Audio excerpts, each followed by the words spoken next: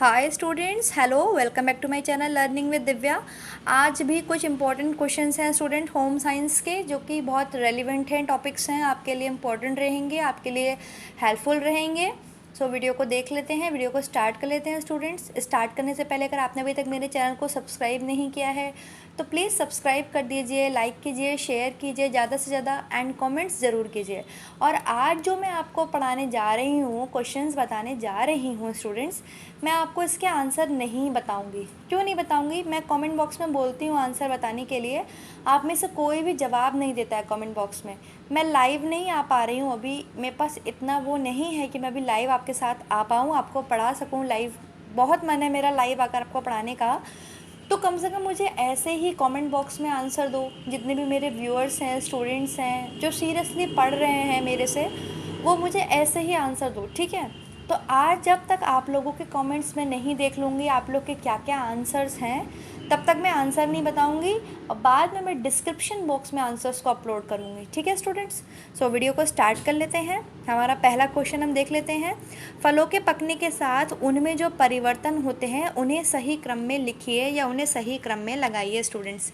Fruit का जब पकना होता है, ठीक है, तो कौन कौन सा होता है? पेक्टिन, पेक्टिनिक अम्ल, पेक्टिक अम्ल या प्रोटोपेक्टिन? कौन सा ऑप्शन ठीक होगा इसमें से? आपको सही क्रम लगाना है, ठीक है। फ्रूट्स जब पक जाते हैं तो उसमें पेक्टिक पाया जाता है, पेक्टिन पाया जाता है, तो वो प्रोसेस आपको ठीक करके लगानी है। कौन सा कूट होगा? 1 2 4 3 2 3 4 1 4 3 1 2 या 2 3 1 4, ठीक है। नेक्स्ट है, प्रोजेक्ट रिपोर्ट बनाते समय निम्नलिखित को सही क्रम में लिखिए। प्रोजेक्ट रिपोर्ट को हम तैयार कर रहे हैं, तो कौन सा क्रम सही होगा बताइए। साहित्य का पुनर्अवलोकन। सॉरी, मेरी थोड़ी सी हिंदी ख़राब है स्टूडेंट्स, मैं बहुत कोशिश करती हूँ। आप लोग मुझसे कहते हैं मैम हिंदी में समझाओ, हिंदी में बताओ। मैं काफ़ी कोशिश कर रही हूँ कि आपको थोड़ा हिंदी में समझाऊँ। मैं हिंदी प्रोनाउंस नहीं कर पाती हूँ, सही से बोल नहीं पाती हूँ। जैसे यहाँ पर अब ये पुनर्अवलोकन है, आई थिंक, हाँ। विधि, उद्देश्य, परिचय, संदर्भ सूची, परिणाम एवं निष्कर्ष, ठीक है। तो कौन सा ऑप्शन ठीक होगा? 1 2 3 4 5 6 4 3 2 6 5 1 4 1 3 2 6 5 या 1 3 4 2 5 6? कौन सा मेथड ठीक होगा इसमें से? वो क्रम बताना है आपको। अंकुरण, सॉरी, जब जर्मिनेशन करते हैं तो कौन सा एंजाइम उस टाइम पर सक्रिय हो जाता है, ठीक है, एक्टिव हो जाता है? रेनिन है, पेपिन है या अमाइलेज है या ब्रोमोलिन है? आपको बताना है इसका आंसर। नेक्स्ट क्वेश्चन नंबर 4 है, गृह प्रबंधन प्रक्रिया का सही अनुक्रम बताइए। मतलब होम मैनेजमेंट प्रोसेस का सही अनुक्रम बताइए। जो भी प्रोसेस है वो सही से बताइए। उर्जित करना, मूल्यांकन करना, नियोजन करना, जांच करना, समायोजन करना। यहाँ पे मैं थोड़ा सा समझाऊंगी, ठीक है। देखो स्टूडेंट्स, जब भी हम मैनेजमेंट की बात करते हैं, प्रबंधन की बात करते हैं, मैनेजमेंट का मतलब होता है व्यवस्था करना, ठीक है। व्यवस्था करना, किसी चीज़ को व्यवस्थित करना मैनेजमेंट का अर्थ होता है, ठीक है।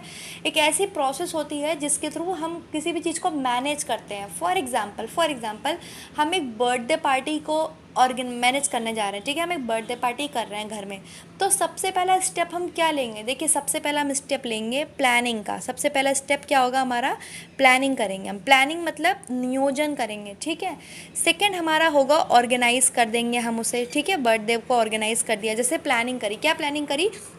कि कितने लोगों को बुलाना है, क्या मेन्यू रखना है, कहाँ पार्टी होनी चाहिए, वेन्यू क्या हो, मेन्यू क्या हो, वो सब हमने प्लानिंग कर ली, ठीक है। योजना बना ली, लिस्ट बना ली। अब क्या करेंगे? बर्थडे को हमने ऑर्गेनाइज़ कर दिया, बर्थडे हमने कर दिया, ऑर्गेनाइज़ कर दिया। उसके बाद थर्ड स्टेप आता है students, planning, organisation, then controlling, ठीक है। कंट्रोलिंग करना मतलब ये चीज़ देखना कि कोई भी चीज़ जो आप कर रहे हैं, आप बर्थडे कर रहे हैं, तो कोई चीज़ आपकी कम तो नहीं पड़ रही है या आपके बजट से बाहर तो नहीं जा रही है, ओवर बजटिंग तो नहीं हो रहा है। कंट्रोलिंग करना। दैन सुपरविज़न करना, सुपरवाइजिंग करना मतलब एक तरीके से देख रेख करना कि हाँ भाई, किसी चीज़ की कमी तो नहीं है, बर्थडे पार्टी हम कर रहे हैं, कोई चीज़ कमी तो नहीं हो रही है, कहीं पर किसी चीज़ का लैक तो नहीं हो रहा है। देन लास्ट में हम करते हैं इवैल्यूएशन, मूल्यांकन, ठीक है। मूल्यांकन लास्ट में हम करते हैं कि भाई हमने बर्थडे किया, हमारा बजट 10,000 का था, तो 10,000 से ज़्यादा खर्च हुए हैं, 10,000 से कम खर्च हुए हैं, सभी हैप्पी थे मेहमान कि नहीं थे, किसी चीज़ की कोई कमी तो नहीं थी। लास्ट में हम मूल्यांकन करते हैं। हम साल भर पढ़ते हैं, साल भर पढ़ने के बाद हम क्या करते हैं? अब एग्ज़ाम देते हैं, एग्ज़ाम्स में हमारा क्या आता है, लास्ट में रिजल्ट आता है, मूल्यांकन आता है, इवैल्यूएशन आता है, ठीक है। तो एक चीज़ आप हमेशा ध्यान रखना है स्टूडेंट्स, जब भी मैनेजमेंट की बात आती है, चाहे वो होम मैनेजमेंट हो, चाहे वो बिजनेस में मैनेजमेंट हो, फर्स्ट प्रोसेस हमेशा प्लानिंग रहेगी, मतलब नियोजन रहेगी, और लास्ट प्रोसेस हमेशा इवैल्यूएशन रहेगी, मतलब मूल्यांकन रहेगी। तो अब आपको मुझे इसका आंसर देना है, ठीक है। 31542 या 12345 या 42135 या 54321, कौन सा ऑप्शन इसमें से ठीक होगा स्टूडेंट्स। नेक्स्ट है सक्शन वॉशर से धुलाई की जाती है। यहाँ पर टाइप्स ऑफ वॉशिंग आ गया है। धुलाई कितने प्रकार से होती है स्टूडेंट्स, धुलाई आपकी चार तरीके से की जाती है। एक तो है कि रगड़ कर दबाव डालना, बहुत ज़्यादा रगड़ रगड़ के प्रेस कर करके। एक आपको हल्का दबाव डाल करके, ठीक है, हल्का प्रेस करके। एक सक्शन सिद्धांत होता है, सक्शन वॉशर के थ्रू, सक्शन सिद्धांत के थ्रू, और एक आपका वॉशिंग मशीन के थ्रू, ठीक है, मशीन के द्वारा धुलाई करना, वॉशिंग मशीन के द्वारा धुलाई करना। तो सक्शन सिद्धांत का प्रयोग जो है ये वस्त्र धुलने की बहुत ही तीसरी विधि है, महत्वपूर्ण। बड़े बड़े वस्त्र जो होते हैं, बड़े बड़े फैब्रिक्स जो होते हैं, उनको इस मेथड से धुलते हैं, ठीक है। तो इस मेथड से धुलने पर जो होता है वो समय, टाइम, एनर्जी और पावर, तीनों चीज़ों का सेव होता है। समय, श्रम और शक्ति, तीनों चीज़ों की बचत होती है। धुलाई सक्शन वॉशर द्वारा वस्त्र पर हल्का दबाव डाल करके किया जाता है, मतलब हल्का दबाव डालते हैं सक्शन वॉशर से, वस्त्रों को पुनः पुनः दबाया हटाया जाता है, और इस क्रिया से सारी वस्त्रों पे जो गंदगी होती है वो हट जाती है। ये सक्शन सिद्धांत होता है जो मैंने आपको समझाया है। तो सक्शन वॉशर से धुलाई कैसे की जाती है, दबाव डालकर, घर्षण द्वारा, गूंथने निचोड़ने द्वारा, या सभी के द्वारा, ठीक है। नेक्स्ट है कलमदार वस्त्र कौन से होते हैं। बांधनी कला का पुरातन रूप है, बाटिक कला का पुरातन रूप है, ए और बी दोनों है, या कोई नहीं है। कलमदार वस्त्र किसका उदाहरण है। नेक्स्ट क्वेश्चन है पीताम्बर वस्त्रों का निर्माण कहाँ होता है। हैदराबाद के पैठण में, राजस्थान के जयपुर में, गुजरात के कच्छ में, यूपी के बनारस में। जैसे बनारस किस चीज़ के लिए फेमस है, सिल्क के कपड़ों के लिए, ठीक है। तो ऐसे एक पीताम्बर वस्त्र हैं जो कि फेमस है ये जगह, वो आपको बतानी है। नेक्स्ट है पाठथान को कहा जाता है। पाठथान क्या है, वफ्त है, शबनम है, किमखाब है, सभी है।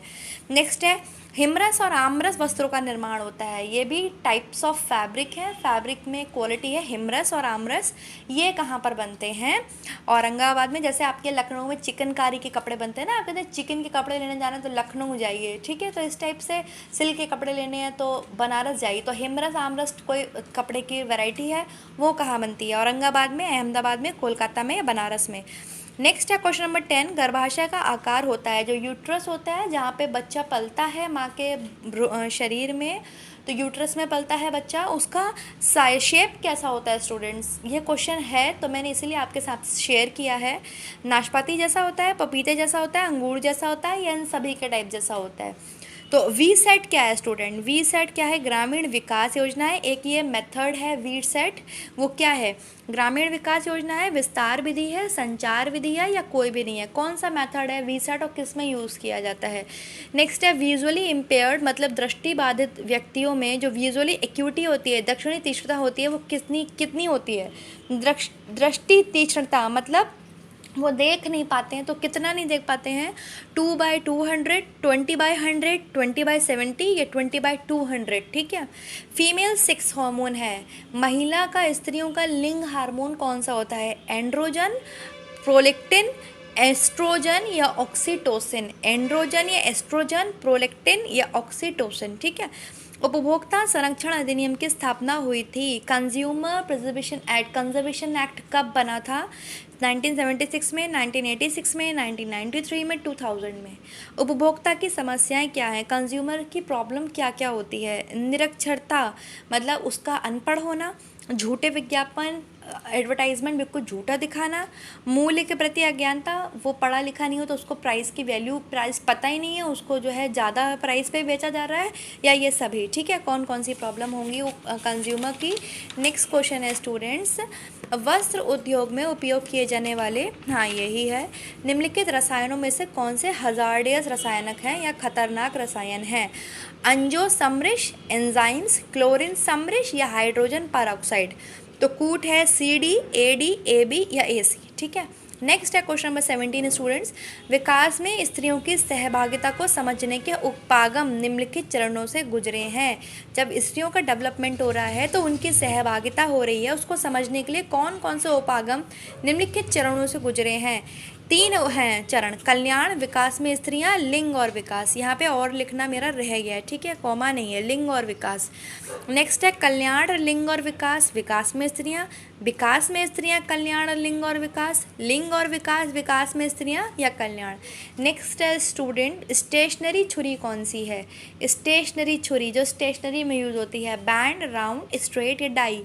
नेक्स्ट है विस्तार कार्यक्रम नियोजन का पहला चरण है, हम लोग एक्सटेंशन प्रोग्राम्स लगाने जा रहे हैं, ठीक है, तो प्लानिंग करने जा रहे हैं। मैंने बताया ना, कोई भी कार्यक्रम हम करेंगे, कोई भी कार्यक्रम करेंगे तो सबसे पहला स्टेप क्या होता है, प्लानिंग का। उस प्लानिंग होती है, उसमें प्लानिंग का भी पहला चरण कौन सा है, उद्देश्य का विधान करना, कार्य योजना बनाना, स्थिति का विश्लेषण करना या कार्यान्वयन करना। सो ठीक है स्टूडेंट्स, रैप अप कर रहे हैं। ये वीडियो में आंसर मैंने नहीं बताए हैं और बताऊंगी भी नहीं, जब तक नहीं बताऊंगी जब तक आप लोग मुझे कमेंट बॉक्स में कमेंट्स नहीं करेंगे। जितने भी मेरे स्टूडेंट्स हैं जो सीरियसली मुझे फॉलो कर रहे हैं और पढ़ रहे हैं, मुझे बता रहे हैं कि मैम मैं आपसे ही पढ़ रही हूँ, आपके स्टडीज़ को फॉलो कर रही हूँ, तो मुझे आंसर कमेंट बॉक्स में ज़रूर देना। जिसका आंसर नहीं आता है कोई बात नहीं, छोड़ दो, मैं हूँ ना, मैं वो क्वेश्चन आपको अच्छे से डिस्क्राइब करूँगी, समझाऊँगी। सो डोंट वरी, जो नहीं आता है उसे छोड़ो, लेकिन जो आता है, कितने क्वेश्चंस आते हैं एटलीस्ट वो मुझे कमेंट बॉक्स में ज़रूर बताना स्टूडेंट्स, ठीक है। और जब आप मुझे बता देंगे देन मैं आंसर जो है डिस्क्रिप्शन बॉक्स में अपलोड कर दूँगी। सो ठीक है स्टूडेंट्स, रैप अप करते हैं, बाय। और आप लोग पढ़ते रहिए, मैं आपको पढ़ाती रहूँगी। And don't worry, human development and research topics हैं, आई नो बहुत ज़्यादा टॉपिक्स हैं मुझे समझाने हैं और टाइम बहुत कम रह गया है हमारे पास।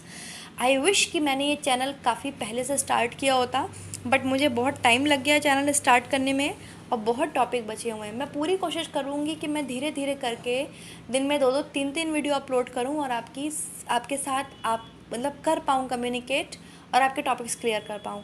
सो हम बाय, रैप अप करते हैं स्टूडेंट्स, बाय। बहुत बातें हो गई, चलिए आंसर्स दीजिए कमेंट बॉक्स में।